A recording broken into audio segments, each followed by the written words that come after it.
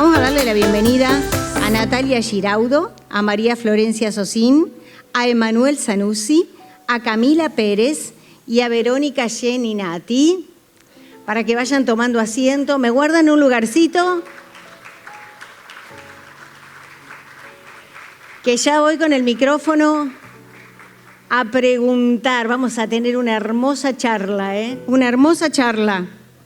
Bueno, un poco de info destacada de los disertantes, porque por un lado el equipo técnico del Vivero Municipal Sembrando Sueños está integrado por Emanuel Zanussi. Hola, Emma. Que es licenciado en Psicología, especialista en Psicología Clínica en niños y adolescentes, actualmente cursando la Diplomatura Universitaria Superior en Salud Mental. María Florencia Sosín, yo les digo que le vayan saludando porque hay gente que no los conoce, así ya saben quién es cada uno de ellos. Licenciada en Terapia Ocupacional y Diplomatura en Discapacidad. Camila Pérez, hola Cami, paisajista, diseñadora floral. Tenemos a Natalia Giraudo, Nati, licenciada en Trabajo Social, Diplomatura en Discapacidad. Y por parte del equipo del Taller Protegido de Producción RUPAI, Verónica Geninati, que es coordinadora del taller y técnica en alimentos. Hola, Vero. Bueno, me voy para allá. Me voy porque miren, me llevo todos mis machetes porque hemos charlado tanto respecto a lo que vamos a hablar en este taller que no me quiero perder de nada.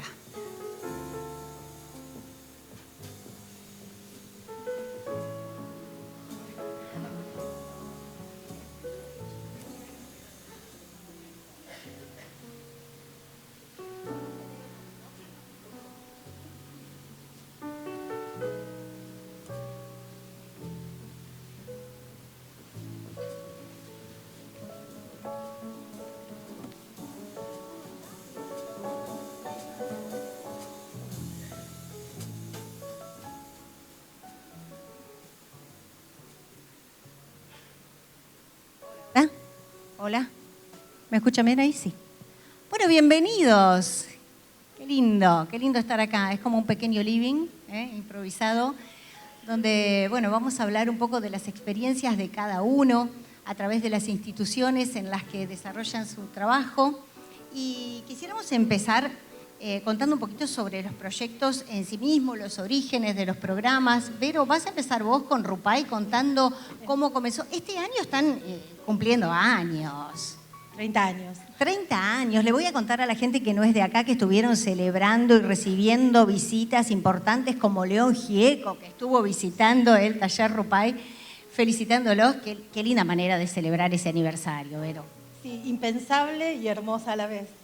Disfrutaron mucho ustedes, los chicos. Sí, porque compartimos una mañana con él, una guitarreada exclusiva para nosotros, así que fue maravilloso. Qué regalito de cumpleaños. Sí.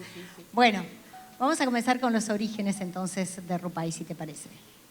La historia de RUPAI comienza en el año 1992, cuando docentes y profesionales de la Escuela Especial Candy, Educación Especial Candy, empiezan a detectar la necesidad de crear otro espacio para que los alumnos que habían terminado con el recorrido escolar tengan la posibilidad de seguir aprendiendo y desarrollando las habilidades que tenían hasta ese momento. Porque, bueno, volvían a sus casas y desaprendían o volvían a ser invisibles. Estamos hablando 30 años atrás, ¿no? Ese mismo año comienza a regir la ley 24.147, que enmarca lo que en ese momento se llamaba talleres sociolaborales. También en ese año Fundación Discar larga un programa que se llamaba Empleo con Apoyo. Entonces, todas estas señales y todos estos movimientos hicieron más posible la idea de que podía ser factible un espacio acá en Sunchales. Los dos grandes incógnitas eran qué podíamos producir y si los padres iban a llevar a sus hijos a un lugar donde tenía que trabajar, no educar. No era educación, era trabajo. Hoy se ve más normal, ¿no? Hoy es normal, pero 30 años atrás no se pensaba la persona con una mirada de trabajador, ¿no? Hoy se agradece, antes Claro. era más difícil, claro. Antes era muy, muy difícil. Entonces, se acerca gente y dona unas máquinas para hacer trapo de piso. Ajá. Esa fue como la primera idea de qué elaborar. Se estudió la producción y no cerraba, no era lo que se quería. Entonces se hace un estudio de marketing y que el resultado arroja que era muy factible una fábrica de mermeladas acá en Sunchales. Se comienza a armar bien el proyecto, se llama a ingenieros de la fábrica Sancorcul, digamos, para que diseñe y diga qué máquinas comprar. Y se presenta el proyecto a un programa que se denominaba ProSol, que era de la primera gobernación de Reutemann, donde ahí nos entrega un dinero a finales de octubre de 1994. El 7 de agosto de 1995 abre las puertas el taller. Así que Asociación Candi pasa a tener dos instituciones, la Escuela Especial de Educación Especial Candi y el Taller Sociolaboral. Después, con los años y con los cambios de leyes, pasa a llamarse Taller Protegido Rupay, pero en el inicio se llamaba así. Y las mermeladas a lo largo de estos 30 años han ido adquiriendo una calidad que son irresistibles, ¿eh? Sí, yo creo que el comienzo fue calidad. Nosotros buscábamos calidad, no caridad. Siempre desde ahí fue una mirada. Yo quería, en este año que empecé a desempolvar la historia, encontré unas décadas. Claro, tenía que empezar a buscar fotos, encontré el discurso que dio la coordinadora Natacha Dux y el otro día, hablando con los chicos, lo leí y me parecía importante compartir esas palabras porque era una mirada superadora que no se tenía mucho hacia las personas con discapacidad. Les leo un parrafito. Escuchamos. La historia los lleva por distintos caminos, de la sociedad al aislamiento, de ser objeto de estudio al existencialismo, es decir, acompañamiento, pero no una verdadera rehabilitación. Muchas veces advertimos el vacío que existe entre la educación especial y el mundo del trabajo, vacío tornado por la incapacidad social de pensar que una persona con limitaciones no puede asumir con responsabilidad el rol del trabajador. Sí. Eso sí que es una mirada que va muchísimo más allá. Yo creo que gracias a esas miradas que se anticipan a lo que va a venir, se logra esto. Estos son los resultados hoy. Sí, yo creo que sí, que desde esa mirada firme con la que se arrancó el taller, creo que por eso dura tantos años en funcionamiento. Somos muy pocos los talleres protegidos en la provincia. Sí. Y Rupay es el tercero que tiene 30 años de existencia. Felicitaciones por eso. Gracias. Bueno, año 95 Rupay y tiempo después, en el año 2016, el vivero. Nati, contanos cómo surge todo. Bueno, sí, nosotros ya enmarcados en lo que es la Convención Internacional de los Derechos de las Personas con Discapacidad, las Naciones Unidas aprueban esta convención en el año 2006 y 10 años después el vivero inclusivo abre sus puertas en el año 2016. Basándonos un poquito en lo que es el marco legal de la convención, este tratado internacional que nuestro país adhiere, es decir, con jerarquía constitucional, donde tiene los principales objetivos de promover, proteger y asegurar el goce máximo de los derechos de las personas con discapacidad en igualdad de condiciones. El marco teórico que utiliza la Convención está basado en el paradigma social de la discapacidad. Este paradigma que aparece en el año 1980 aproximadamente, pero que fue teniendo mayor intervención con el correr de los años, nos invita a hablar sobre todo de personas con discapacidad, personas con diversidad funcional. Personas sujetos de derechos, sujetos que son autónomos, sujetos que tienen autodeterminación. Y lo que nos viene a decir este paradigma, este modelo, es que las causas que originan la discapacidad ya no tienen que ver con la persona con discapacidad en sí, como anteriormente se pensaba en los paradigmas anteriores, sino que las causas están dadas en la sociedad. Por eso nos invita a derribar las barreras que tenemos en la sociedad, basándonos en las barreras arquitectónicas, las barreras en la comunicación, las barreras aptitudinales, para poner en práctica estos términos jurídicos que nos invita a pensar la Convención, que es un diseño universal, un diseño donde todos seamos partes, con los apoyos necesarios y con los ajustes razonables que se necesiten, para lograr esta verdadera convivencia, que es lo que nos habla el modelo social. Sabés que mientras hablás pienso en el antes, una vez más, me cuesta decirlo, me cuesta realmente cómo nos hemos acostumbrado a hablar de la persona con discapacidad. Me cuesta decirlo, pero antes es discapacitado, ¿no? Qué importante ha sido este logro y este paso al cual hacer referencia, porque mientras hablas pienso, ¿y antes cómo era? Y hoy nos cuesta un montón no decir persona con. Claro, porque se trata de la persona como calidad humana. ¿Qué pasó? Sujeto de derechos, sujeto autónomo, sí. Bueno, es así que en base a este marco legal, el 16 de agosto del año 2016, se inaugura el vivero inclusivo Sembrando Sueños de la Municipalidad de Sunchales. Esto se da a través de un convenio con provincia en el programa de la Red de Viveros Inclusivos, donde se firma este convenio de partes entre la Secretaría de Discapacidad, el Ministerio de Salud en ese entonces y la Municipalidad de Sunchales. Eso consistía en que el municipio debía brindar un terreno, un espacio, y la provincia nos otorgaba los insumos y los recursos materiales para poner en funcionamiento el vivero. Así fue que desde el equipo de discapacidad teníamos una estadística de personas con discapacidad que se encontraban desempleadas y que se encontraban en búsqueda de trabajo. Entonces comenzamos a capacitarnos, la provincia nos brinda capacitaciones en el vivero municipal de Rosario, que fue el primer vivero inclusivo.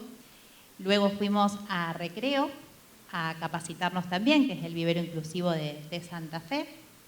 Y desde ahí comenzamos ya con nuestro vivero propio, teniendo como objetivo este dispositivo de trabajo comunitario, de contención y formación laboral para personas con discapacidad adultas, teniendo como principios fundamentales el trabajo, las técnicas de vivero, las técnicas de jardinería, comercialización, como así también los derechos humanos y el cuidado del medio ambiente. Contame cuáles son los requisitos. Después Vero nos va a contar acerca de RUPAI, para que puedan ingresar al programa. Bien, nosotros lo pensamos desde un principio que sean personas mayores de edad, mayores de 18 años, que ya hayan terminado su trayectoria educativa o que hayan desertado y que se encuentren sí en búsqueda activa de trabajo, porque como decimos, son personas con autonomía y con deseos, ¿sí? Para nosotros el requisito no es que cuenten con certificado de discapacidad, no es que es algo excluyente, pero sí después con los programas que trabajamos a nivel provincia y a nivel nación, a veces sí es necesario tenerlo. Esos son los requisitos que perseguíamos al principio del vivero. En el caso de RUPAI tienen que ser mayores de 18 años y sí tienen que tener el certificado único de discapacidad. Sí, nosotros, porque los operarios pertenecen a un programa que se llama Taller Protegido, con el cual reciben un apoyo económico todos los meses y necesitan tener el certificado de discapacidad. En este momento tenemos 5 operarios en planta permanente y uno de los alumnos operarios que está cursando el periodo de capacitación. Hay muchos que han pasado por varios, ¿no? Hay algunas de las personas que están en RUPAI que han pasado por todas las etapas. Sí, porque en realidad nosotros siempre decimos que el taller protegido es de puertas abiertas. A partir del año 2000, no me acuerdo bien, comenzó a estar la ley de jubilación Es decir, los operarios a cumplir 45 años y con 20 años de haber trabajado en un taller protegido se pueden jubilar, tienen el beneficio y el derecho de la jubilación. Entonces, a los 45 años nosotros comenzamos a evaluarlos y depende de sus intereses, de sus ganas, pueden seguir trabajando unos años más en el taller o bien egresar, egresar de alguna manera decirlo, ¿no? Y en ese momento, en casos que tuvimos que decidieron dejar de trabajar, articulamos con las chicas del Centro de Día Alfaro para que continúen en otra institución. Qué maravilla todo ese proceso, ¿no? Sí, y también cuando se producen vacantes, bueno, la última vacante que se produjeron, pedimos con Oficina de Empleo una búsqueda laboral que tiene que llevar sus currículos, tiene que alcanzarlos a RUPAI, se les hace una entrevista y también articulamos con las chicas del vivero para que operarios del vivero pasen hacia RUPAI. En el vivero, ¿cuántos asistentes hay en este momento? Contanos un poco las edades. Bueno, en la actualidad contamos con 11 operarios, son todas personas con discapacidad y tenemos de todo tipo de edades. Adolescentes de 18 y llegamos a tener hasta 63 años, que es una persona ya jubilada, que ha pasado ya por todas las instituciones y los programas y bueno, quiso culminar, digamos, su trayectoria en el vivero. Además, bueno, están muy interesados en todo el trabajo que están haciendo dentro y fuera, ¿no? También para la comunidad. Sí, el vivero en realidad hace su producción dentro del invernadero, pero el objetivo es visibilizar el trabajo en nuestra comunidad. Flor, ¿queremos hablar un poquito de los aspectos laborales? A ver, del vivero. Dale. Bueno, el trabajo es una ocupación central en la vida de muchas personas, ¿no? Nos permite desarrollar roles, la participación social y sobre todo aproximarnos a un proyecto de vida independiente. Desde terapia ocupacional concebimos que el desempeño laboral de una persona no depende únicamente de las capacidades individuales, sino que va a emerger de la interacción entre persona, actividad y contexto. En este modelo social que venimos hablando, el contexto puede limitar o favorecer esta participación y esta independencia. Desde que comencé en el vivero, he observado cómo estos espacios son flexibles, son dinámicos, en constante transformación, dependiendo las demandas, las necesidades que van surgiendo. Tenemos factores como el clima, las estaciones del año, que nos van a influenciar directamente y por eso también desde los inicios, como dijo Nati, post-convención, se piensa en un diseño universal. Un diseño que busca prevenir futuras demandas y en el que todos puedan participar.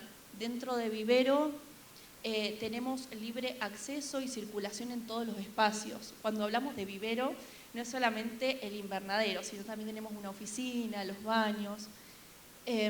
Después también tenemos mesas a diferentes alturas para que cada persona pueda elegir cuál le resulta más cómoda para realizar el trabajo. Diversas herramientas con agarres, las praxias diferentes.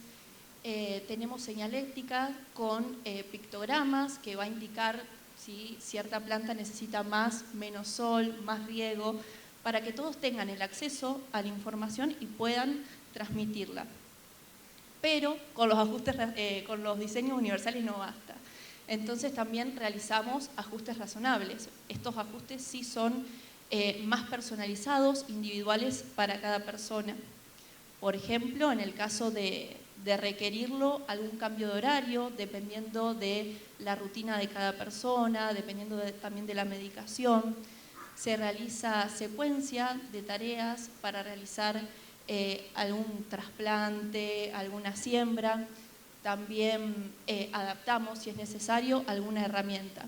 Entonces, bueno, es un trabajo muy artesanal que gracias a estos mecanismos flexibles que tenemos dentro del espacio, gracias a este diseño universal y a los ajustes, la persona puede desempeñar estas tareas de manera independiente dentro de vivero. ¿Cuáles manifiestan ellos sus mayores intereses? personales en relación a lo laboral, ¿no? La verdad que son muy variados. Me imagino. Muy variados. Arrancan con un interés por trabajar y en la medida que vamos acompañando el proceso van surgiendo intereses más personalizados que intentamos acompañar. Por ejemplo, hicimos un trabajo en red con RUPAI porque había una de las personas que manifestaba interés en la manipulación de alimentos. Ajá. Entonces, si bien ellos están siendo parte hoy del vivero, cuando surge un interés marcado, intentamos acompañarlo y trabajar en red con otras instituciones también. Se van dando también, me imagino, diferentes pasos y trayectos con cada una de las personas, ¿no? Sí, tal cual. Bueno, un poco de lo que comentaba Nati, llega a vivero una demanda. La demanda puede ser de una persona en particular que se acerca, puede ser de una familia, de una institución o de un oficio judicial. Llega esa demanda a vivero y como equipo realizamos una entrevista inicial con la persona con discapacidad, viendo un poco que la demanda realmente y el interés sea de la persona. Bueno, como dijo Nati, los requisitos son mínimos, son muy básicos, y si vemos en esta entrevista hacemos una historia ocupacional, los intereses, si vemos que este perfil es acorde a las necesidades del vivero, se da inicio. Una vez que se da inicio, se hace el entrenamiento en situación real de trabajo. Acá también vamos a ir adaptando y haciendo los ajustes razonables que cada persona necesite. Y lo interesante del entrenamiento dentro de vivero es que trabajamos actividades básicas de la vida diaria, actividades instrumentales, hábitos de trabajo, pero no para quedarnos dentro de vivero, sino que intentamos llevarlos a otros ámbitos, desde el uso y el manejo de dinero para poder participar de una feria, para poder ir al banco a cobrar el incentivo económico que ellos reciben, desde la elección de un interés, un gusto, hacemos salidas a bares, a heladerías y también de participar en encuentros interinstitucionales que nos permiten trabajar también las habilidades sociales, la interacción, la comunicación. Entonces, como muy amplio la parte del entrenamiento, ¿no? Después se realiza un seguimiento. Como equipo estamos en constante comunicación, hacemos reuniones semanales entre nosotros y también con las personas del vivero. La idea es poder acompañar el proceso de manera individual y artesanal y en la medida que vayan logrando ciertos objetivos, ir pasando de grupo. Actualmente hay 3 grupos dentro de vivero. Uno es un grupo de contención.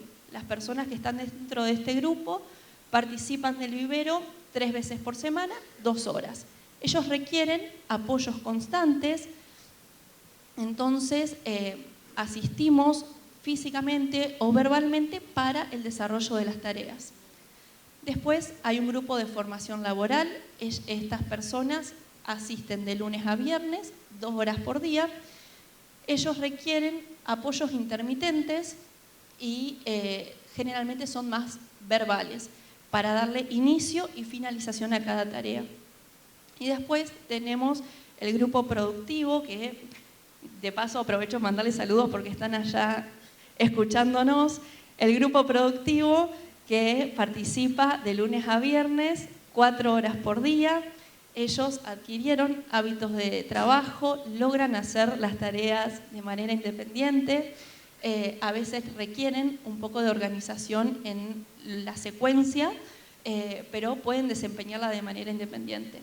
Así es maravilloso ver la alegría y la dedicación que le ponen. Bueno, uno lo evidencia cuando hay ferias, ¿no?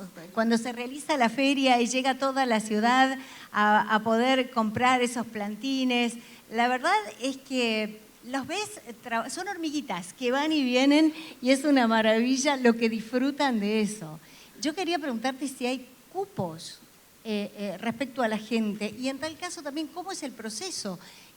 Vos me lo estás explicando y Vero recién habló de una persona jubilada, pero el trayecto de una persona, sea en RUPAI o sea en el vivero, ¿tiene fin?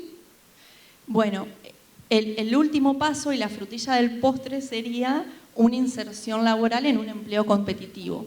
Actualmente la realidad es que es muy difícil, por lo tanto estamos trabajando en articulación con Oficina de Empleo. Ellos articulan con programas de nación, programas de provincia y programas municipales para que personas con discapacidad puedan hacer una pasantía de formación externa al espacio de vivero. Tenemos el antecedente de una persona que tenía interés en realizar carpintería, se realiza el nexo con una de acá de Sunchales, realiza la formación de 3 meses, se da cuenta que no era lo que le interesaba y continúa el proceso de formación dentro del vivero. Pero sí, bueno, venimos articulando con Oficina de Empleo, articulamos también, como comentaba, con el taller protegido Rupay y también con el centro del día El Faro, de acá de Sunchales, que acá hacemos la articulación cuando la persona requiere apoyos extensos y generalizados. Porque pienso cuando pregunto, Vero, también pienso en esa persona que hizo todo su trayecto, pero que llega a una determinada edad, y tal vez es la más difícil para una persona con discapacidad, porque quienes cuidaban de ellos, sus padres, sus mayores, empiezan a ya no estar. Y a lo mejor esa persona se encuentra muy sola en ese momento, ¿no? Deben ser también de apoyo las instituciones, me imagino, en ese momento. Justo ayer, charlando con uno de los operarios, me contaba que la mamá estaba enferma y que su gran miedo era que la mamá se muera y qué iba a hacer de él. Creo que también digamos, creo que es un planteo que siempre desde el Consejo de Discapacidad nos hacemos. Yo fui parte del Consejo, en este momento no estoy participando, pero creo que es una de las grandes patas que nos falta cubrir como acá en la ciudad de Sunchales. Una institución que contenga todas estas personas con discapacidad que se quedan solas en la vida. Claro, porque hablamos de la estimulación temprana, hablamos del acompañamiento durante la edad escolar, hablamos del desarrollo en la parte laboral cuando ya llegan a la madurez, pero acá hay una necesidad sin lugar a dudas, ¿no? Porque se están quedando solos. El ejemplo que te contaba antes de la persona de 63 años, que para nosotros ya al estar jubilado le dijimos que tenía que hacer vida de jubilado, no levantarse más temprano, dormir y demás. Y bueno, él no es abuelo, pero hoy está formando parte de lo que es Abuelos en Acción, que es un programa también municipal en el cual, bueno, hace actividades recreativas porque él sigue con el mismo entusiasmo de continuar haciendo actividades y cosas. Pero sí, es una gran falencia en cuanto a la tercera edad de las personas con discapacidad. Bueno, vamos a hablar un poquito de la producción. Cami, ¿me vas a contar de la producción del vivero? Dale. Nos vas a contar. Sí, cómo no.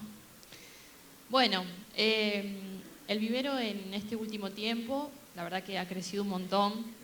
Tenemos un equipo que está muy presente, entonces eso se ve en lo que el vivero ofrece. Una característica muy importante de nuestro vivero es que es 100% productor de todo lo que ofrecemos, lo producimos nosotros. Y la verdad que es un orgullo porque dentro de la red de viveros inclusivos somos el único vivero productor 100%. Así que... Felicitaciones por eso. Gracias. La producción creció muchísimo, mucho. Los chicos tienen mucho entusiasmo, es algo que les encanta y eso se ve reflejado en todo lo que hacemos. Contale a la gente, sobre todo los que no son de acá y que no tienen la posibilidad de ir a diario, ¿qué es lo que están produciendo? Bueno, tenemos bastante variedad. Tenemos todo lo que es flores de estación de primavera-verano, flores de estación de otoño-invierno. También tenemos aromáticas, mucha variedad de aromáticas. Después tenemos arbustivas. También estamos trabajando ¿cómo es? En el tema de los árboles, perdón, me trabé. Estamos produciendo árboles, ¿sí? Desde semilla, que después esos árboles se van a utilizar para abastecer al municipio o para alguna persona que quiera adquirir un árbol también puede. Esto es algo que empezamos a hacer hace poco, así que bueno, estamos en ese proceso, pero la verdad que es muy lindo. Bueno, y después tenemos plantas ornamentales, plantas bulbosas, plantas perennes, un poco de todo tenemos. Cactus, grasas también. Y ellos se ocupan de todo. De todo, sí. De plantarlo, sí. de regarlo, de hacer el compost, ¿no? Exactamente. Sí, ellos se encargan de la preparación de todos los sustratos, hacen la siembra de semillas, después todos los cuidados que requieren, los controles sanitarios, el riego, bueno, ahora viene la época en la que se riega todos los días, entonces eso demanda que ellos vayan fuera de su horario de trabajo a regar, así que, pero la verdad que está todo muy, muy agilizado, entonces... Sí, da resultado. Sí. Y sobre todo, bueno, hablábamos antes de las ferias, ¿cómo se organizan, con qué periodicidad, digamos, para poder ofrecer todo esto? Exacto. Bueno, hay unas ferias que se realizan en Plaza Libertad, Feriando, que se realiza una vez al mes, de esas participamos siempre, así que ahí nos pueden encontrar. Y después en el Parque Encuentros, que es donde estamos instalados, también se realizan ferias. Se viene haciendo una mensual, así que más o menos. Y si no, bueno, la gente puede acercarse a nuestro vivero y comprar ahí lo que necesite. El vivero está abierto de lunes a viernes, de 8 a 12 horas, y por la tarde de 15 a 18 horas. Cami, y las intervenciones que están haciendo en espacios verdes, fuera del vivero, en la ciudad, porque no se limita solamente a hacer el plantín, sino que ahora están interviniendo en espacios verdes de la ciudad. Y están contentísimos los chicos con eso. Me decían el otro día, sí, fuimos a una plaza y pusimos esto. La verdad es que se los ve muy entusiasmados. Sí, este proyecto arrancó también hace poquito. ¿Sí? La idea era poder intervenir los espacios verdes de la ciudad. Son muchísimos espacios. Tenemos más de 34 espacios verdes en toda la ciudad. Entonces, bueno, dijimos, vamos a arrancar con algunos que consideramos que requieren más intervención. Así que en principio son 3 espacios, ¿sí? Y lo que hacemos es mensualmente vamos y hacemos intervenciones, plantaciones si es necesario, se hace el mantenimiento de las plantas que están, de los árboles, bueno, el tema del riego, limpieza también, por ahí las vereditas, los senderos, que crece el pasto arriba, tratamos de limpiarlo también todo, así que re lindo, están enganchadísimos con ese tema. Y también otra cosa que tenemos es vivero y jardinería a domicilio, que no sé si todos están al tanto. Esto había empezado después de la pandemia, ¿no? Ahí con la pandemia, ¿no? Iban directamente a domicilio y uno requería para que vayan a hacer el jardín. Es espectacular esto. Exacto. Si alguien quiere que se haga una intervención en su jardín, puede ser una huerta, una intervención de plantas, de flores, lo que quieran. El vivero va, con un grupo de los chicos vamos y nos encargamos de realizar todo eso. Y también tenemos lo que es vivero a domicilio. Si alguien, mira, te llama por teléfono y te dice, mira, necesito 10 aromáticas, bueno, perfecto, se las podemos acercar a su domicilio, así que esa también es una de las tareas que hacemos. Bueno, yo les propongo, antes de hablar de la producción de Rupay, compartir un video que tenemos del vivero y después seguimos la charla.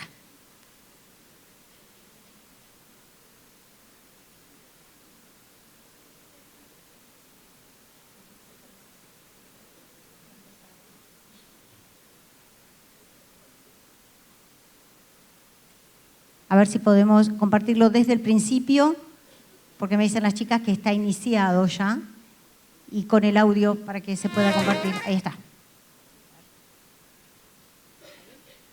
Perfecto.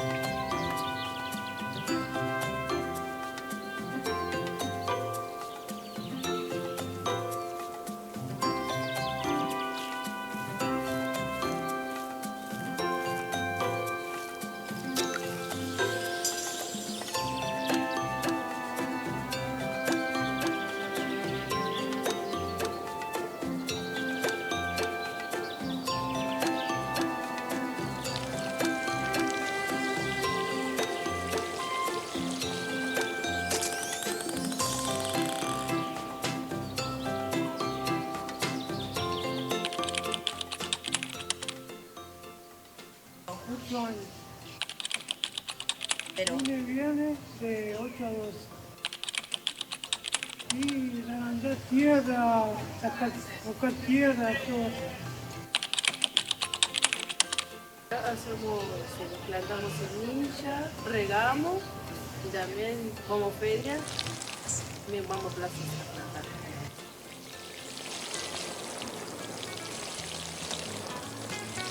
Hola, yo soy Maggie Rosso.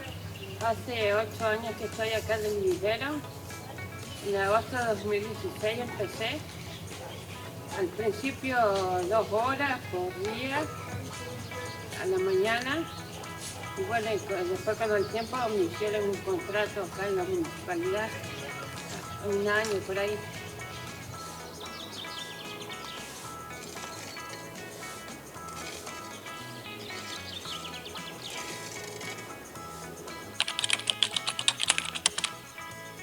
Es todo. Es todo, es una actividad en la cual disfruto mucho.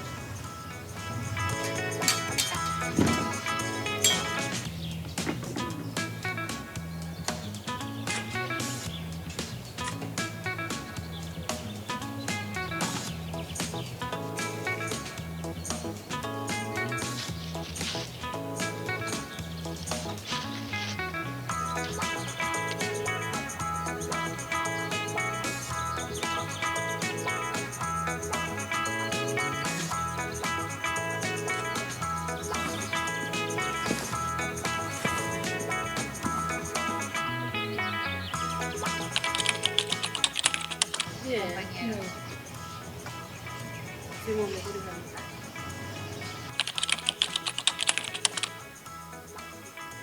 Venimos a vender plantas en los barrios.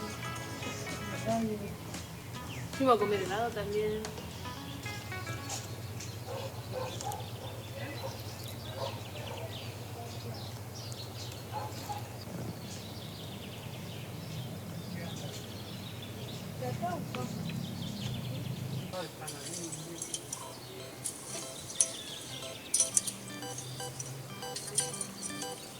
Bueno, y acá hago las actividades de todo un poco, la parte de administración, después el riego, la siembra también, todo eso, acomodar el vivero,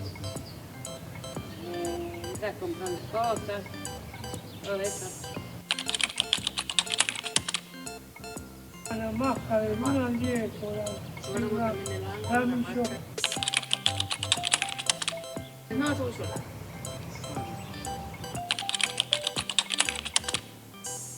Yo me compré una cartera para ¿no? Y lo administro lo mejor que puedo. Ahí también estuve en la casa, de mamá. Yo pago las cosas, me pedí y pago.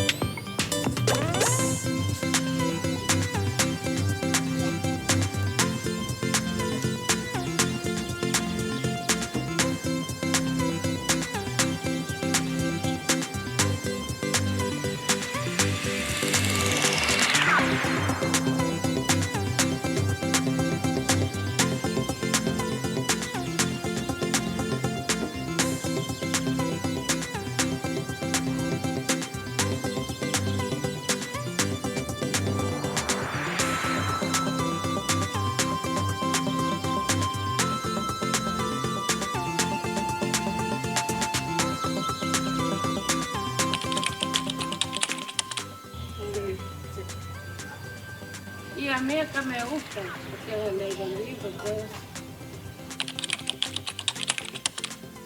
Sí, sí. Sí. Y hoy en día hago doble turno de 8 a 12 y después de 3 a 6.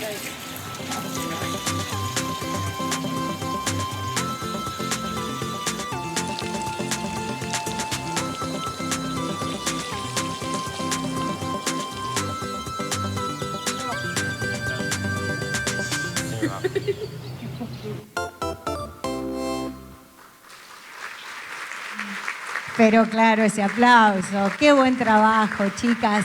Y cuánto que aportan ellos, ¿eh? Maravilloso. Pensaba qué independencia, qué autonomía que les da el trabajo, ¿no? Sí, un montón. Sí, sí. La verdad que dispara para un montón de cosas después. Así que sí. Quisiera preguntar por el tema de los programas a nivel provincial, a nivel nacional. Digo porque ellos hablaban, ¿no?, de lo que cobran y también de dónde surge todo eso. Sí, desde el comienzo del vivero nosotros, articulamos con lo que es la Oficina de Empleo de la Municipalidad, donde vamos presentando programas. Este año ya vamos por el 5º programa que presentamos a promover, que es un programa de Nación, Igualdad de Oportunidades, donde se presenta un proyecto de trabajo por un año, son 12 meses, donde los operarios tienen que cobrar mensualmente en el Banco Nación. La cifra que ellos cobran son 25.000 pesos mensuales.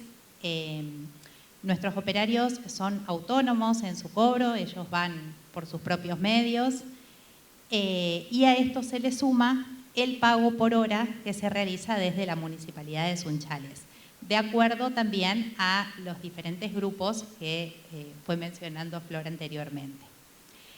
También, contar que nosotros vemos a los operarios, a las personas con discapacidad de una manera transversal, por lo cual también trabajamos no solo en lo que es la parte de trabajo, sino también en las categorías de salud, educación, emprendimiento. Y en cuanto a salud, también los que cuentan con Incluir Salud, que lo tienen a través de su pensión no contributiva, se gestionan desde ahí diferentes programas, como el que no cuenta con Incluir y no tiene obra social, también lo hacemos a través de la Subsecretaría de Discapacidad con el programa Supreva. En cuanto a educación, algunos operarios están terminando también su escuela primaria en el CEPA, que es la escuela primaria para adultos, como así también en el EMPA, la escuela secundaria. Y también articulamos todo lo que ellos quieran emprender, cuestiones para emprender, que eso también lo hacemos a través de programas nacionales o provinciales que van surgiendo a través de Oficina de Empleo. Vero, en el caso de Rupay. Los talleres protegidos estamos bajo una ley que es la 26.816, que nos encuadra, y de esa ley se desprende el programa Talleres Protegidos, donde los operarios cobran 28.000 pesos por mes. El pago está atrasado, digamos, venimos con unos pequeños problemas. Nosotros antes lo que hacíamos era ir todos los meses a cobrar con ellos al cajero, y después, unos días antes de saber la fecha de cobro, lo que hacíamos era charlar sus necesidades y sus ganas de qué comprar o qué necesitaban. Entonces íbamos, desayunábamos y después recorríamos el centro y compraban lo que ellos necesitaban. Por el momento eso no lo estamos haciendo. Eso es a nivel nacional. A nivel provincial nosotros ahora también estamos en el programa Brigadier, que con el apoyo económico estamos restaurando los baños, vestuarios y depósitos. Se están reestructurando toda esa parte que era quedaba antigua, quedaba como obsoleta desde que se compró el edificio, no se había retocado. Y a nivel municipal nosotros pertenecemos a la Comisión de Entidades Bienes Públicos, que con el apoyo económico se le pagan a los profesionales. Nos quedó hablar de la producción de Rupay. La producción de Rupay. ¿Cuántos kilos de mermeladas están haciendo por mes? Con esto de entrar en obra, hemos trabajado muy duro porque entramos en obra en septiembre, así que por 3 meses no podíamos elaborar, así que fueron unas semanas, cumpleaños, fue un año muy movido, así que estamos trabajando mucho. La planta en sí tiene capacidad para 10 operarios, pero siempre por cuestiones económicas solamente tenemos 6. La capacidad de las pailas son de 250 kilos, así que por tirada estamos envasando alrededor de 500 frascos. ¿Sí? La metodología que tenemos nosotros es que se capacitan durante un año en lo que nosotros denominamos el oficio dulcero.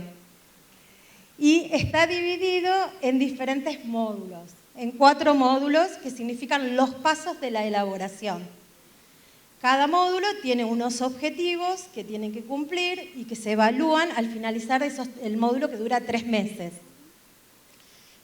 Al finalizar el año, la terapista vuelve a hacer la evaluación y si cumple con los objetivos de ese año pasa a formar lo que es planta permanente. Ya está habilitado para producir. Exactamente, para trabajar y ingresar en el programa de cobro. Durante ese año se capacita. Nuestro producto estrella es la mermelada. Es la excusa que nosotros, digamos, la fabricación de mermelada es la excusa para que las personas con discapacidad aprendan a trabajar, a incorporar hábitos. Pero en la trayectoria de estos 30 años hemos estado haciendo muchas otras cosas por diferentes motivos, digamos. Hemos terciarizado trabajo, ensobrado de papelería para lo que era Unidos AFJP. Le hacíamos las ensaladas de fruta para el comedor. También teníamos una alianza con Supermercado Atilra, que ellos nos traían las verduras y nosotros la lavábamos, la cortábamos y envasábamos las ensaladas que luego se vendían en el súper. También tuvimos una alianza con Sancor Fábrica, que nos proveían de unas maderas que se hacían con los envases de Tetra Pak, de Tetravic, que eran un aglomerado resistentes, y nosotros con esos hacíamos cestos, macetas, cuadros.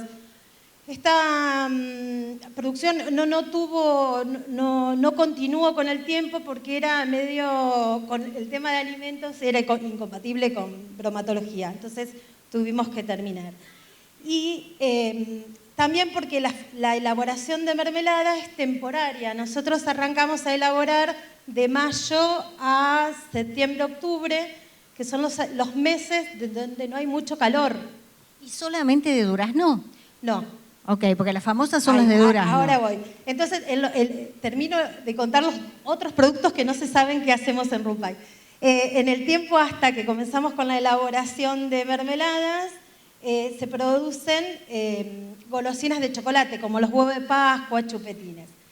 Cuando se arranca la elaboración, nosotros trabajamos con fruta seca y los 4 sabores que tenemos son durazno, ciruela, higo y... ¿Durazno, ciruela, higo? A ver, Cari. Y naranja, bueno. Igual en el video, porque en el video esto lo cuenta uno de los operarios, que lo cuenta mejor que yo. Y este año, con este tema de los 30 años, hemos largado a la venta un producto que nos enorgullece, que son cajitas de 2 mermeladas chiquititas con sabores gourmet. Sí, con un packaging especial, claro. todo. Los sabores son tomate, zapallo, manzana con nuez y pomelo. Y esas cajitas están intervenidas por 5 mujeres maravillosas, artistas de Sunchales, que nos hicieron el regalo de intervenir esas cajitas. Entonces quedan como un hermoso obsequio y unas obras de arte en miniatura. Pero, ¿dónde se venden las mermeladas o cómo hace la gente? ¿Va a comprarles directamente a ustedes? ¿Puede acceder a través de los supermercados? Contémosle a la gente. Uno de los puestos de venta es ir a Rupay, que queda en Bolivia 144, de 8 a 11, de lunes a viernes. Y si no, también participamos mucho de las ferias de microemprendimiento, de artesanos. Eso es una de las principales puestos de venta. También en negocios que venden productos regionales o de regalería, como Viñería La Carreta.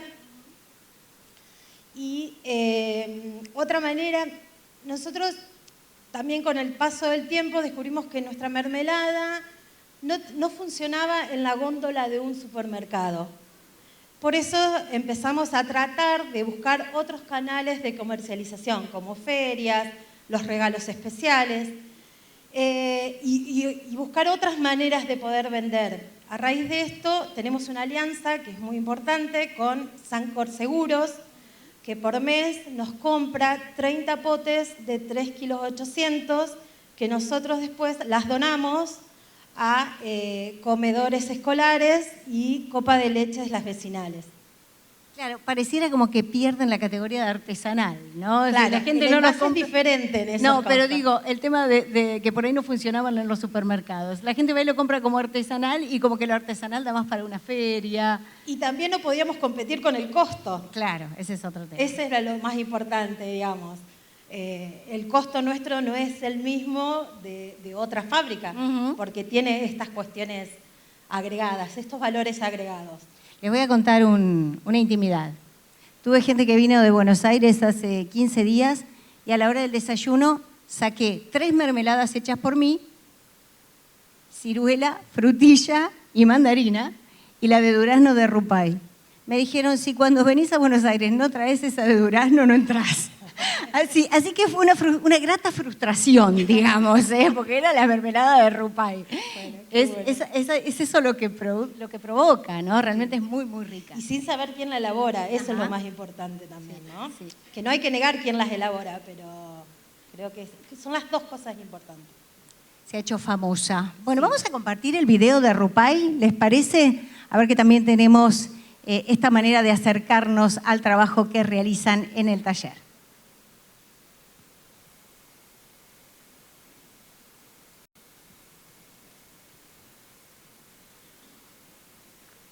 Nosotros somos Ben Alejandro, Claudia, Ramiro y Gisela, Niña Peralta y Georgina Cone o Georgina Coni. Y juntos somos Rupay. Conoce nuestro día a día.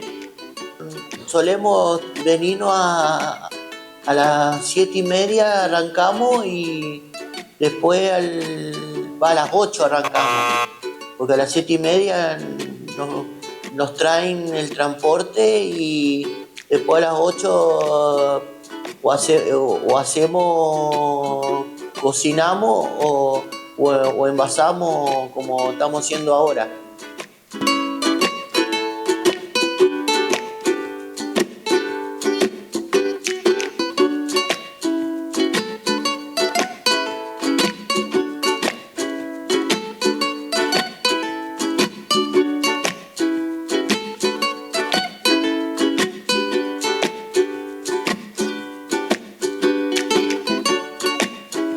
Rubén, ¿nos podés contar cómo es el proceso para elaborar mermeladas? Y buscamos las frutas que están en el mueble allá en el depósito, las cortamos y las ponemos ahí en la paila que está ahí en el otro lado y la dejamos que se enjuaguen bien. Después al otro día, cuando nos toca envasar, las sacamos con los coladores y las ponemos en los baldes y las llevamos a la balanza a pesar la fruta seca y después la ponemos en la máquina esa, la que está ahí en el rincón, ahí la descarozadora, la descarozamos la fruta y después hacemos pulpa, y la pulpa hacemos lo mismo. La pulpa la ponemos en balanza y la pesamos y después la llevamos a la paila para cocinar y después ponemos el jugo hacemos lo mismo, pesarlo y después ponemos bolsas de azúcar en un carro grande y lo cortamos en la bolsa de azúcar y después la ponemos en la paila y después la dejamos que se cocine. Después pasamos el dulce como están haciendo las chicas. Ah, perfecto. Y ahí después lo dejamos los frascos con dulce ahí en la mesa lleno y después los traemos para acá, los secamos y los ponemos en la etiqueta y después los guardamos en caja.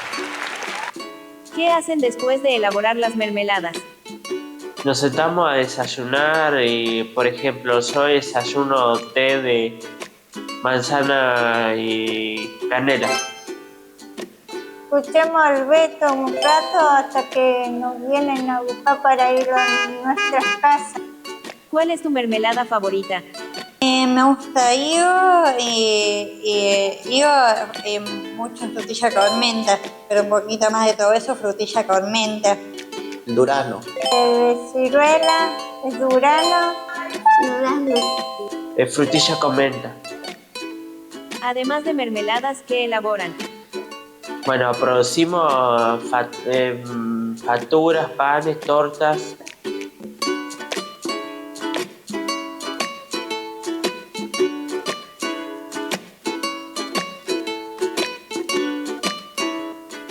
¿Qué te gusta hacer en tu tiempo libre? Si tomo mate, miro tele. Y me gusta pintar. Pinto mi casa con las pantalas. Miro YouTube, Facebook. Tomo mate con David en su computadora, mientras trabaja lo suyo. O damos una vuelta en auto con las amigas de David. Damos alguna que otra ópera. Algún lugar también de satirra. Acá me voy a mi casa. En mi casa me baño, como, me acuerdo con mi macaceta, me voy con flores, me voy a hacer, me voy después vuelvo a la casa. Tomo mate y después me voy a caminar. Me pongo a escuchar música. ¿Y qué música te gusta? Miranda. ¿Te gusta venir a Rupay? ¿Por qué? Me veo bien con los chicos y ya hace realmente este año 14 años y es un ciclo muy largo realmente lo que estoy trabajando acá en la fábrica. No es tan solo venir o no venir, es un trabajo y hay que cumplirlo. Y hay que cumplir todo, aunque a veces me gana un poquito de sueño, pero igual me despierto y sigo trabajando. Me siento cómodo acá. Me hablo con las chicas o no sé. Estoy bien acá. Porque me gusta trabajar dulce, todo. Porque me gusta trabajar. Sí, me gusta. ¿Y por qué te gusta venir acá? Porque aprendo. ¿Cómo se conforma tu familia? Sí, yo tengo un solo varón. Se llama Alexander Jesús. Y es muy por ahí, muy mañero que pelea con mi mamá. Pero conmigo cuando yo le digo algo, Ale hace esto, él lo hace. Pero cuando está con mi mamá no lo hace. Pero ya tiene novia. A Juan Pablo, al Poti que vino y a mi hermana la María Laura.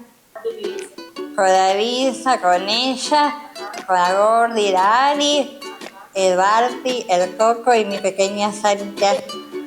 Jessy, ¿nos contás qué haces en Rupay? Soy Jessica López, docente de educación especial. Yo comencé trabajando este año, en el mes de mayo aproximadamente, en Rupay. Mi rol acá es acompañar principalmente a Vero en su labor y hacer un poco de apoyo en la producción con los operarios. Es como digo, hacer apoyo y acompañar porque ellos tienen muy claro su trabajo, lo realizan muy bien. Y es más que eso, supervisar, ayudarlo en lo que se necesita y apoyarlo siempre. Como miembros de la Asociación Civil Candy, ¿qué nos pueden contar de Rupay? Bueno, Rupay es un espacio importante para nuestra institución porque su objetivo principal es el trabajo de las personas con discapacidad y desde la Asociación Candy fortalecemos todas las líneas de acompañamiento para que realmente este emprendimiento sea un emprendimiento social sustentable. Así que esa es nuestra misión. Bueno, Rupay es muchas cosas, mermelada rica,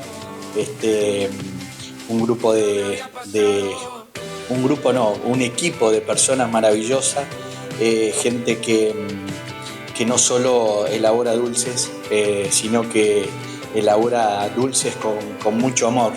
Creo que eso perduró en el tiempo porque la gente que pasa ahí convive con mucho amor, con mucha cultura de hábitos, de trabajo, de respeto, de inclusión. Así que es un lugar maravilloso.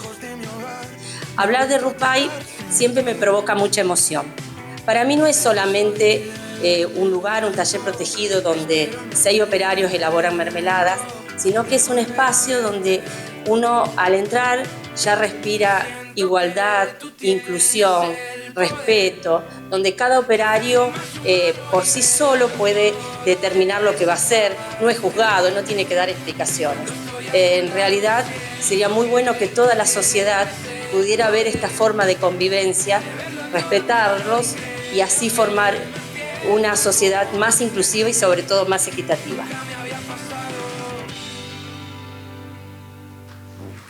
Y ahora, los momentos graciosos del video.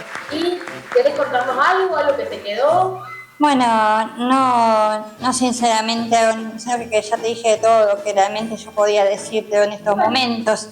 En este ambiente de novelas así como La Usurpadora y bueno, otras más también, pero no me acuerdo realmente cuáles son las. Estuvimos esperando, Flor, el otro día.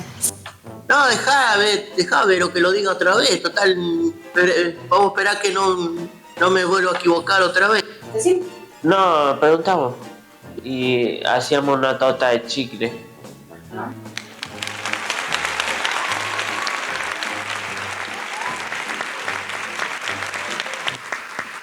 Hola.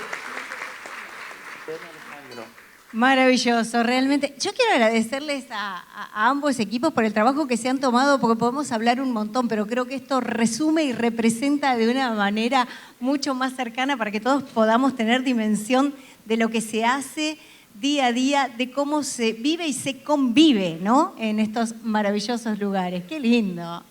Nosotros queríamos, creo que los 5... queríamos que estén ellos y ellos cuenten, pero creo que la manera más relajada que tuvimos fue de que estén presentes a través de un video. Maravilloso. Felicitaciones nuevamente por esto. Bueno, Emma, vamos a hablar de derechos y salud mental, ¿no? Y estábamos hablando del trabajo y veíamos allí cómo ellos decían que les gustaba trabajar y uno piensa cómo dignifica el trabajo, ¿no? Esa frase tan dicha pero tan cierta, y es importante también hablar de los derechos en este marco, ¿no? Sí, sí. Bueno, un poco esa es lo que nos planteamos con las chicas, de poner con más fuerza en la agenda de nuestras reuniones de equipo, poner un poco en agenda el plantearnos los interrogantes que sirvan como herramientas de análisis y de intervención, y que nos aporten una reflexión acerca de si estos espacios en los cuales habitamos reúnen o condensan los principios fundamentales que dictan la Convención sobre los Derechos de las Personas con Discapacidad, la Ley de Salud Mental, el modelo social de la discapacidad. Esto, por supuesto, que implica un enorme desafío, siempre difícil de lograr interrogarnos, porque muchas veces en la cotidianidad nos sentimos muy seguros de lo que hacemos. Entonces nos pareció que esto, además que es una obligación hacerlo, que empiece a cobrar más fuerza. Entonces, bueno, como decíamos, nos interrogamos en esto, en si estos lineamientos principales que dictan los derechos están presentes en el diseño, en la construcción, en la conservación o en la transformación de los espacios. Esto va, como decía, además de ser una obligación, es una posición ética que tenemos que asumir quienes formamos parte de este tipo de prácticas, ¿no?, de este tipo de espacios. Entonces, la propuesta, además de compartirla e invitarlos a que todos lo hagan, que es el de revisar en nuestros gestos, en nuestras acciones, en nuestras maneras de organizar, de planificar, de hablar, de vincularnos, en este caso con las personas con discapacidad, en la forma que tenemos de opinar. La invitación es esto, revisar si estos lineamientos están presentes. ¿Están o no están en esas revisiones que hacen constantemente? ¿O han encontrado, me parece que esto lo tenemos que cambiar? Sí, sí, por supuesto. Nosotros, bueno, nos hemos abierto muchos interrogantes que nos han llevado hacia un montón de lugares. Y además hemos registrado algunas preguntas que nos hacemos.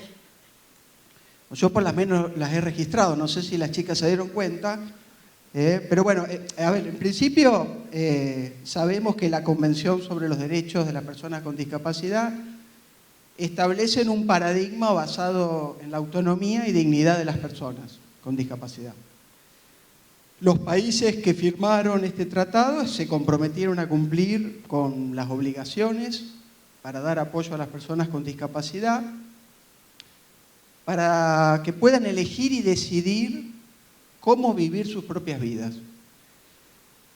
Todas las personas deben ser respetadas y valoradas por igual, tener la misma libertad y derecho que todas, y lograr que las personas con discapacidad tengan las mismas cosas para hacer lo mismo que todos. Fundamentalmente, participar de las decisiones que tienen que ver con ellos y además de tener derecho a una participación plena en sus comunidades. Entonces nosotros nos preguntamos, ¿cómo contribuimos para que alguien pueda vivir su propia vida? ¿Cómo es vivir una vida propia? ¿Qué tipos de apoyo necesita una persona para elegir libremente? ¿Cuáles son las barreras que impiden el ejercicio de todos sus derechos? ¿Por qué la sociedad no respetaría los derechos de los otros? Y me parece que en el primer módulo con Cintia surgió algo de esto. ¿Por qué tenemos que hablar de luchar todo el tiempo por los derechos? Y además, fundamental también, es qué significan que las personas con discapacidad participen en sus comunidades con total plenitud. ¿Cuántos interrogantes? Lo que pasa es que también hay muchas de esas preguntas que se hacen difícil cuando uno las piensa en la respuesta teniendo en cuenta el contexto en el país que se está viviendo con respecto. Estás hablando de salud mental, estás hablando de discapacidad y es un momento difícil para todo esto, ¿no? Sí, sí. Por eso me parece que el primer módulo, escucharla a Cintia, bueno, muy apasionada con su trabajo, pero además se notaba esta necesidad de luchar constantemente por algo que ya está establecido. Entonces, por eso, la salud mental no puede pensarse por fuera del cumplimiento de los derechos. Es decir, la salud mental es planteada como comunitaria. Así lo plantea la Ley Nacional de Salud Mental. Ese es el paradigma que transmiten sus artículos. Entre todos estos interrogantes nosotros fuimos con las chicas recorriendo un camino y lo seguimos haciendo, que bueno, lo plasmamos en algunas hojas solamente, pero entre las charlas que tuvimos con las chicas, que estamos teniendo en las reuniones de equipo, nos encontramos con un libro que se llama Prácticas en Salud Mental, Abordaje y Procesos de Cuidado, que es un libro nuevo que lo editó la Universidad Nacional de Lanús. Lo han compilado Alejandro Wilner y Flavia Torricelli. Y bueno, hemos encontrado sobre todo en los primeros capítulos, acerca de los lineamientos generales o principales de la Ley Nacional de Salud Mental. Elementos y herramientas sobre los cuales pueden trabajar. Exactamente. Y trabajar y además para seguir interrogándonos, ¿no? La Ley Nacional de Salud Mental lo que propone, como decía, es un paradigma de la salud mental comunitaria en tres sentidos fundamentales. Primero, entender que la salud mental está determinada socialmente, punto que coincide con el paradigma social de la discapacidad, porque además esta es una ley que se nutre de tratados anteriores y de un montón de luchas que se fueron dando en la comunidad, en la sociedad históricamente. Entonces, la salud mental está determinada socialmente Tenemos que comprender que el padecimiento de las personas o colectivos va más allá de una enfermedad y dificultad individual. Y tenemos que reconocerlo a los colectivos y a las personas como, tenemos que entenderlos como que su padecimiento se da en un marco de complejas relaciones familiares, sociales y comunitarias. Este es uno de los ejes principales. El segundo es el de transformar la atención hegemónica del hospital psiquiátrico a los servicios de atención comunitarias. Es decir, de lograr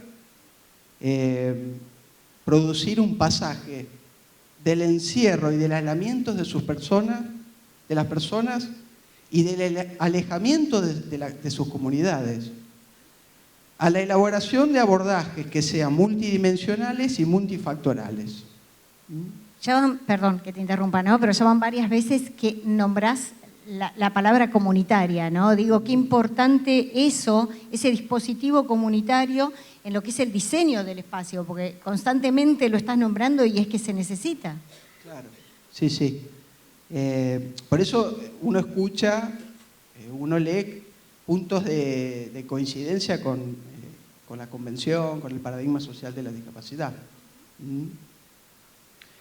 Y el otro de los principios importantes que plantea la ley es el de propiciar equipos interdisciplinarios e intersectoriales y que sean protagonistas de los procesos de producción de cuidado.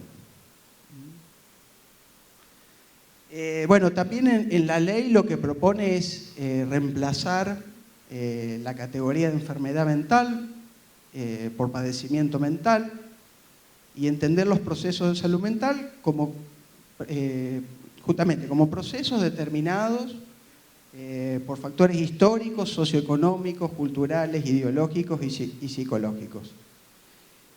La preservación de la salud mental, su mejoramiento, es una construcción social que justamente depende en la concreción de los derechos humanos y sociales de las personas.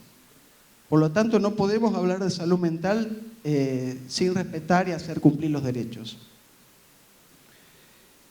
Bueno, y además esto propone lo que vos decías, es el modelo comunitario de atención en salud mental. Un modelo de atención que tenga base en la comunidad y no en el aislamiento de las personas. A través, bueno, de la creación de dispositivos y servicios asistenciales que tengan su base en la comunidad. Frente a esto seguimos haciéndonos interrogantes.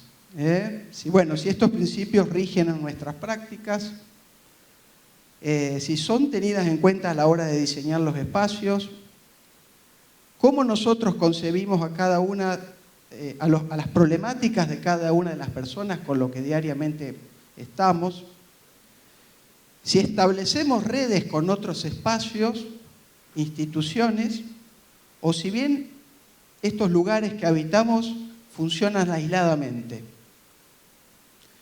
¿Qué efectos o impactos tienen las actividades de los concurrentes, de los operarios, sobre la comunidad? ¿Y qué impacto tiene la comunidad sobre estos espacios? Es importante ese feedback, ¿eh? ¿Se logra, Emma? Con lucha. Con mucha lucha. Ajá. Pero bueno, a ver, son interrogantes que no siempre tienen respuestas rápidas, ¿no? Pero bueno, consideramos importante que estos interrogantes siempre estén vigentes en nuestra cotidianidad. Bueno, frente a esto nosotros nos preguntamos con qué estrategias contamos para reunir estos principios en nuestras prácticas. Además de obviamente las herramientas legales, también tenemos que hablar nosotros de cómo son nuestros posicionamientos frente a las problemáticas, al diseño de estos espacios. Podemos concebir una estrategia como el análisis de una situación problemática con los actores que la incluyen, y estas estrategias nos van a remitir a posiciones deseadas o ideales. La estrategia nos va a permitir tener una lectura para definir una situación y así proponer acciones, intervenciones y diseños posibles para que nos acerquen a esta posición ideal. Siempre teniendo en cuenta la dimensión de poder que se pone en juego en dichas situaciones y estrategias. Entonces, la lectura de dichas situaciones problemáticas van a estar determinadas por las posiciones deseadas de quienes las asumen. Podemos pensar en dos grandes posicionamientos que los profesionales de la salud podemos asumir, que los políticos pueden asumir y cualquier persona puede asumir al trabajar con personas con discapacidad o con algún otro tipo de problemáticas. Estas posiciones muchas veces conviven de manera muy sutil, sin darnos cuenta. Otras veces aparecen más abiertamente. Desde uno u otro posicionamiento vamos a pensar nuestros modos de intervención. Estos posicionamientos que por ahí parecen abstracciones se manifiestan cotidianamente en nuestros gestos, en nuestras conductas, en nuestras verbalizaciones, en la forma de planificar y desarrollar políticas. Uno de estos posicionamientos se basa en el ejercicio de un poder, de un saber asimétrico, que es tutelar, que es objetivante y que desconoce al otro como sujeto de derecho. Quien interviene desde este tipo de posicionamientos lo hace por sobre los otros a los que pretende salvar, normalizando, corrigiendo y disciplinando las conductas. Se trata entonces de intervenciones que objetivizan. ¿Qué quiere decir? Que producen un efecto tal en el cual los sujetos son hablados por un discurso externo de normas en el cual no participaron. Nosotros en este camino al cual nos llevó estos interrogantes, dimos con un concepto que trabaja una psicóloga que es Elena de la Aldea, que es el concepto de subjetividad heroica. Y lo que plantea Elena de la Aldea es que esta subjetividad heroica se corresponde con una disposición del cual podemos llegar a operar, que implican modos de hacer, pensar y sentir. Desde esta subjetividad heroica podemos llegar a situarnos ante la problemática de un colectivo social, guiados por cómo deberían ser las cosas. El héroe, dice Elena de la Aldea, es aquel que viene a salvar a la comunidad para hacer el bien, eliminando las dificultades sin problematizarlas, actuando desde saberes que posee. Avanza a partir de lo que piensa que los otros necesitan. Este posicionamiento genera dos tipos de actores, los héroes y las víctimas.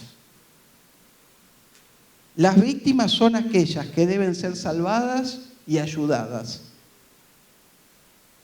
De esta manera se las deja en el lugar de objeto y se le quita la posibilidad de ser protagonistas de los procesos de transformación de sus propias condiciones de vida. Se las anula en tanto capaces de crear y desplegar su potencialidad. Este posicionamiento de subjetividad heroica implica hacer algo por el otro, pero no con el otro.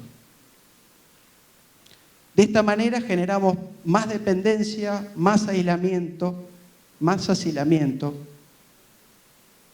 y no tenemos en cuenta la existencia de las dimensiones sociales como determinantes, obstaculizadoras y potenciadoras del desarrollo de las condiciones de vida. pueden pararme en cualquier momento porque sigo... Es que es muy interesante lo que plantea justamente la autora que citás, ¿no? No puedo evitar tomar nota de algunos de los enunciados y digo, por ejemplo, qué importante esto de eliminar o solucionar dificultades sin problematizarlo, pero qué difícil que se hace muchas veces, ¿no? Sí, sí. Por eso digo, apostamos a que los interrogantes nos lleven a eso, ¿no? Tomarlo realmente como una herramienta de análisis y de intervención, los interrogantes y las luchas, ¿no? Por supuesto. Pero bueno, a ver, a todo esto nos fueron llevando los interrogantes que planteamos. Además de la necesidad de informarnos sobre los derechos, plantearnos si estos derechos están reunidos, el cumplimiento de estos derechos están reunidos cotidianamente. Y nos fue llevando justamente a esto, a analizar, a revisar cuáles son nuestros posicionamientos como profesionales de la salud, no profesionales, porque hay muchísima gente que trabaja en estos espacios también, y que también es necesario que revisen y ayudarlos a pensar en la línea de trabajo, y como decía antes, sobre todo, de cómo diseñamos y con quién diseñamos estos lugares para otros. Bueno, nuestro camino siguió y nos hemos encontrado con un libro para mí espectacular, que es el libro de Carolina Ferrante, que es licenciada en psicología, y que es un libro titulado Renguear el estigma. En este libro ella hace un desarrollo histórico sobre el deporte adaptado en nuestro país. Y comienza en la introducción, el primer capítulo, preguntándose cómo es vivir con una discapacidad en nuestra sociedad contemporánea caracterizada por la tiranía de la perfección. A este libro nos llevó justamente este concepto de subjetividad heroica, ¿no? Porque se trata un poco de este tipo de posicionamiento que decía recién. ¿Cómo es entonces vivir con una discapacidad?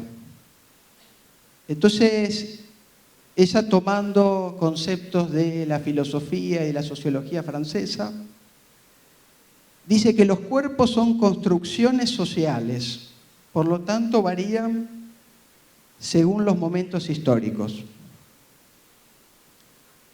Las sociedades promueven la reproducción de los cuerpos que necesitan. Volvemos a lo que decíamos antes, ¿no? Los determinantes sociales en la producción de la salud mental, del padecimiento. Entonces, las sociedades promueven la reproducción de los cuerpos que necesitan. Estos cuerpos tienen que reunir los valores morales, políticos fundamentales para su reproducción. De esta manera, dice Carolina Ferrante, se va a conformar un cuerpo legítimo. Este cuerpo legítimo va a ser considerado un cuerpo normal, sano y bello en nuestra época. Ahora bien, dice ella, este cuerpo no es un cuerpo natural. Se trata justamente de un cuerpo construido por la sociedad con aquellas propiedades que la misma sociedad aprecia y valora en un determinado momento histórico. ¿Cómo se logra este cuerpo legítimo o legitimado en una sociedad en un determinado momento histórico? Por medios de formas simbólicas, creencias, ideologías, que van a conformar un poder normalizador, hegemónico y legitimado social y culturalmente.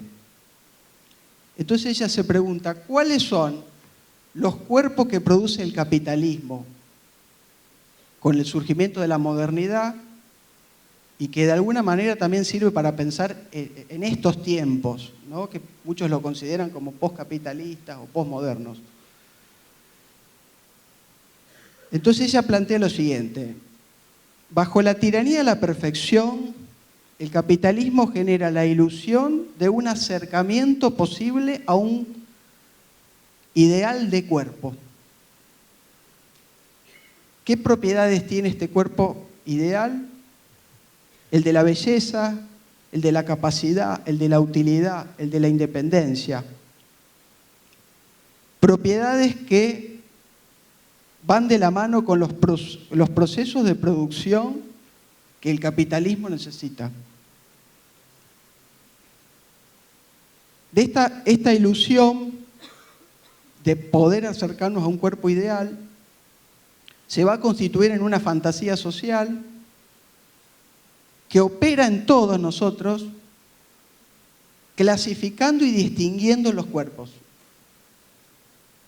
según una normatividad deseada y en otra rechazable. ¿Cuáles son estos cuerpos legitimados, distinguibles? Por un lado, el cuerpo normal y sano, y por el otro, el cuerpo del déficit corporal, el de la normalidad somática. Y ella hace un planteo muy interesante y dice que este último cuerpo, el del déficit corporal, el de la normalidad somática, es el que justifica la creación del cuerpo de la persona con discapacidad. Entonces dice, el cuerpo de la discapacidad no tiene que ver con lo orgánico, sino que es puramente una construcción social en respuesta a este déficit corporal. De esta manera, dice la autora, se provoca un proceso de interiorización de una relación de dominación.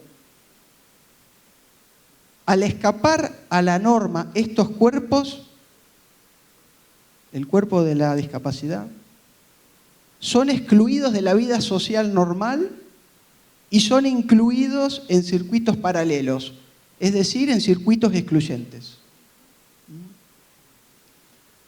¿Cómo no preguntarnos entonces sobre los determinantes sociales, ¿no?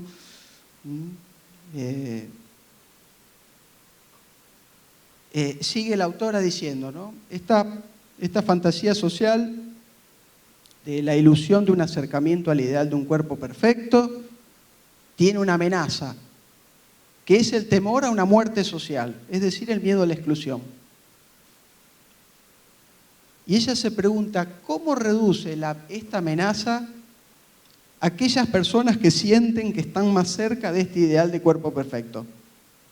¿Cómo se defienden de esta amenaza? Por un lado, a través del consumismo, y por el otro, a través de un proceso, entre comillas, de humanización del otro con una mirada caritativa. De esta manera se reduce a la persona con discapacidad a un cuerpo-cosa que debe rehabilitarse, esencializando el problema de la discapacidad en el orden orgánico o en la mala fortuna. Es decir, generar la creencia de que la problemática de las personas con discapacidad es una problemática de orden orgánico y no social. Bueno, esto en relación a este primer posicionamiento que hablábamos recién de la subjetividad heroica. Decía que hay otro gran posicionamiento que tiene que ver con las intervenciones que tienen en cuenta los enfoques de derecho y la perspectiva comunitaria. Este tipo de intervenciones establecen una pauta temporal para producir un corte en la repetición, en la naturalización, en la invisibilización de algunas situaciones que impiden ser pensadas. Entonces podemos pensar a la intervención social comunitaria, que es parte de este posicionamiento. La pensamos entonces promoviendo el desarrollo de los recursos de la población, a través de los mecanismos participativos y el desarrollo de las organizaciones comunitarias, promoviendo la modificación de los roles dentro de la sociedad y de la sociedad misma, asumiendo la necesidad de un rol activo en la comunidad o por la comunidad para generar acciones que transformen las situaciones que generen estos condicionamientos de los padecimientos, fomentando, por ejemplo, espacios de encuentro y redes de cuidado. O sea, estamos hablando de una intervención totalmente opuesta a la que planteábamos antes, ¿no? Este tipo de posicionamientos que decía recién piensa en la prevención, por ejemplo, y estos son conceptos de Alicia Storkiner, que es parte de este libro que decía recién de praxis en salud mental, ¿no? Ella piensa la prevención como el desanudamiento de las problemáticas sociales y que debe facilitar procesos que enuncien conflictos y develen los problemas a resolver. En estos procesos deben participar los grupos sociales para ser activos en la transformación de sus propias realidades. Y ella plantea algo muy interesante. La participación en sí misma es un factor de salud mental. Además de la prevención, también este tipo de intervenciones tiene en cuenta los procesos de promoción de la salud mental y los entiende como el fortalecimiento de los lazos sociales solidarios, de formas de participación y transformación de las situaciones que producen el malestar y los padecimientos. Este tipo de intervenciones son un modo de pensar y hacer no patologizante, no individualizante, que nos viene a advertir que en la matriz social de la producción del padecimiento. Desde este tipo de posicionamientos, ejecutando este tipo de intervenciones, entonces fomentamos la participación social. ¿Pero qué entendemos por participación social? El antropólogo Eduardo Menéndez se refiere a la participación social como aquello que se opone a lo institucionalizado. Participar tiene que ver con cuestionar la verticalidad en la toma de decisiones. Es un ejercicio constante de democratización y ciudadanía. Entonces la participación social es un mecanismo de transformación social y del propio sujeto, ya que lo convierte en sujeto de reproducción y no en objeto de la misma. Desde este posicionamiento, entonces, buscamos potenciar las capacidades de una comunidad a través de la conformación de redes que pongan a dialogar a los diferentes actores de la comunidad. Ubicamos, entonces, en la comunidad sus obstáculos, pero también sus potencialidades.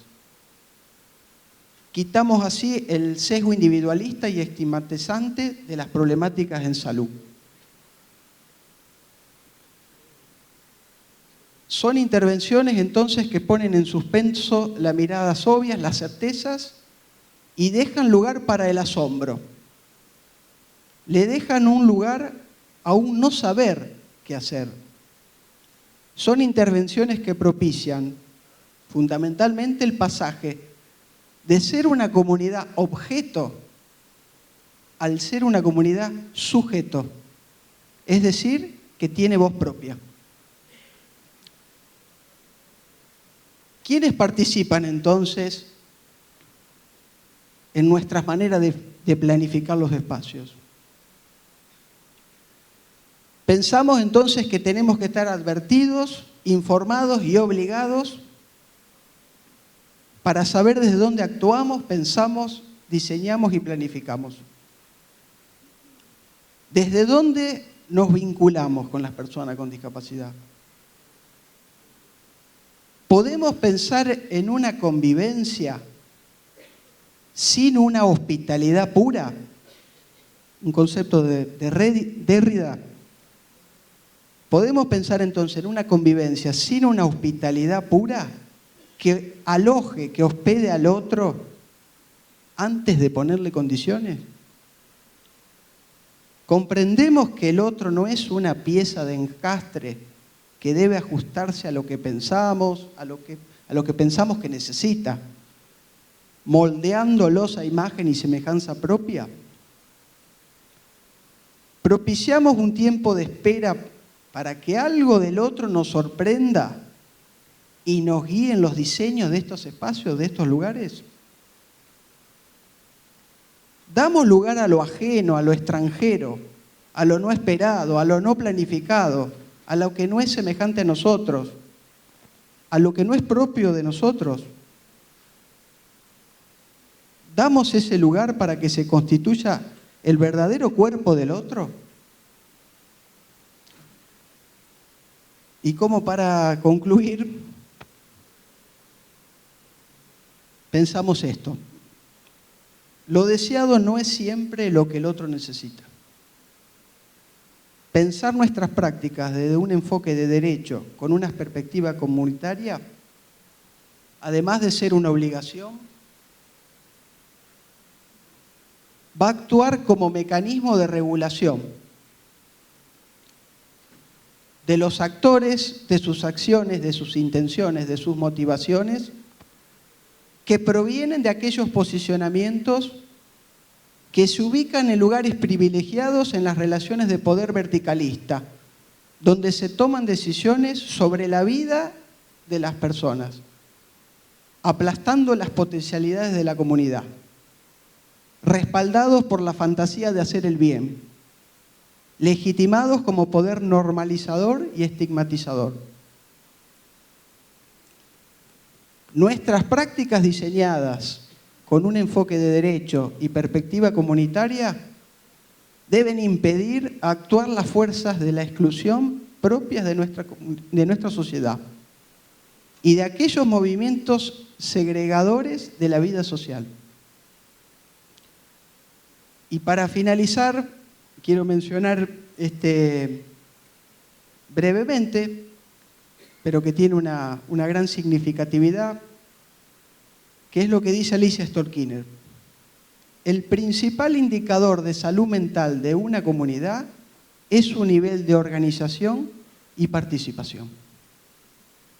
Gracias, Emma. Completísimo tu panorama. Creo que hemos hablado un poco de los orígenes de estas dos instituciones, tomándolas como ejemplo, como parámetro. Hemos hablado de la trayectoria, de la producción, de los derechos, de la salud mental. ¿Nos ha quedado algo, chicas? Tenemos todavía 7 minutos y medio como para poder completar y preguntarles también a la gente si tienen alguna pregunta para hacer, alguna inquietud, algo que se nos haya escapado. ¿Hablamos todo lo que teníamos para hablar? ¿Hay alguna pregunta? ¿Alguien que quiera consultar sobre el funcionamiento de estas instituciones, sobre la manera en que se llevan adelante los trabajos? Allá.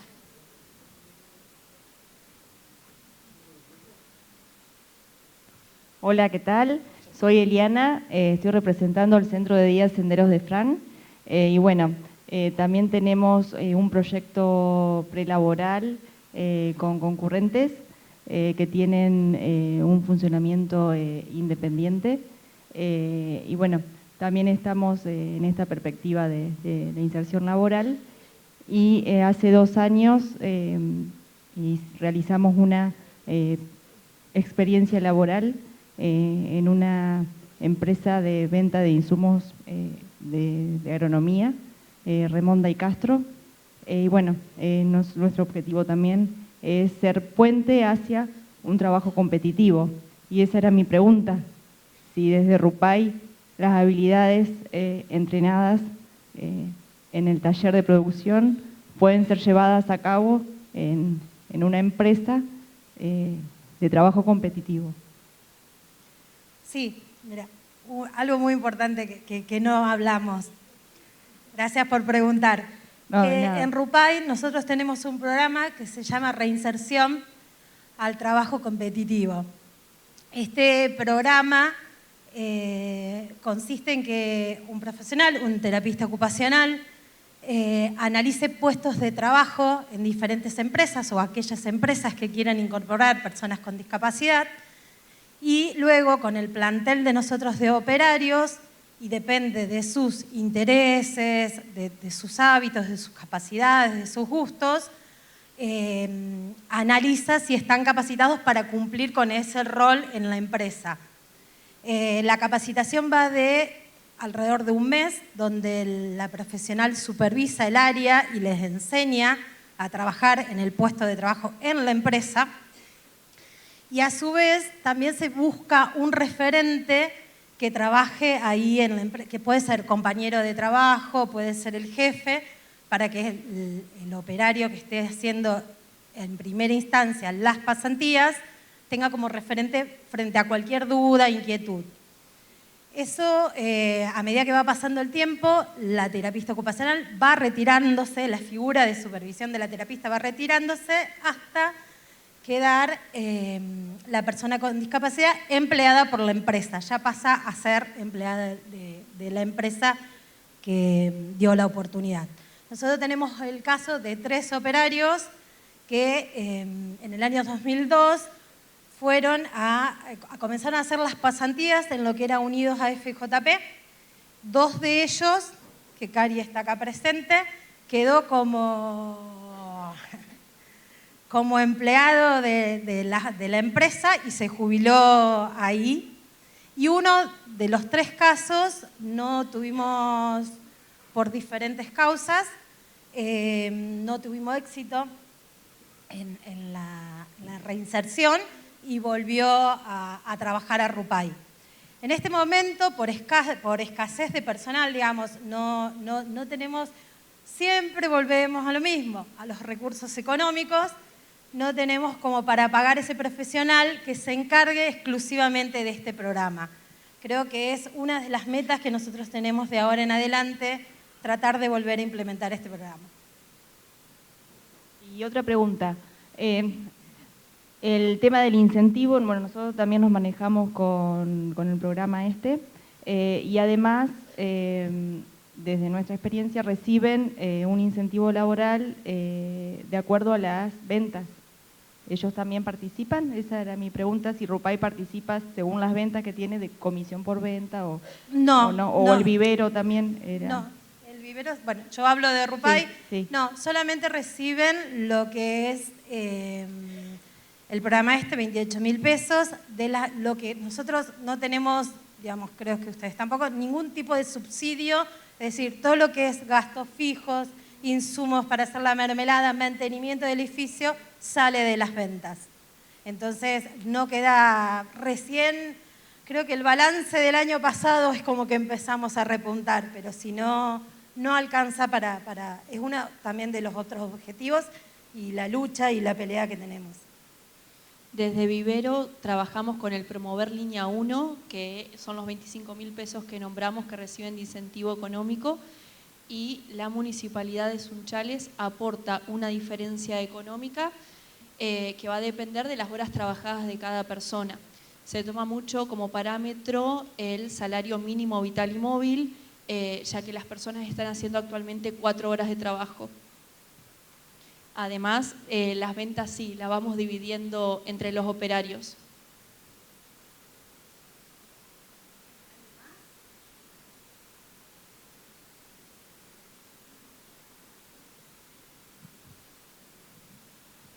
Bueno, hemos hablado largo y tendido. Mira, 1 minuto 30 nos quedó. ¿Viste? Pensamos que no llegábamos. Yo te dije, cuando nos pongamos a hablar no paramos. Mira, 1 minuto 29, Javi. Estamos bien, ¿eh? Perfecto. Voy a invitar a la gente del Consejo y de Fundación Atilra a entregar los presentes para los disertantes. Y les damos un fuerte aplauso, por haber sido parte de este taller.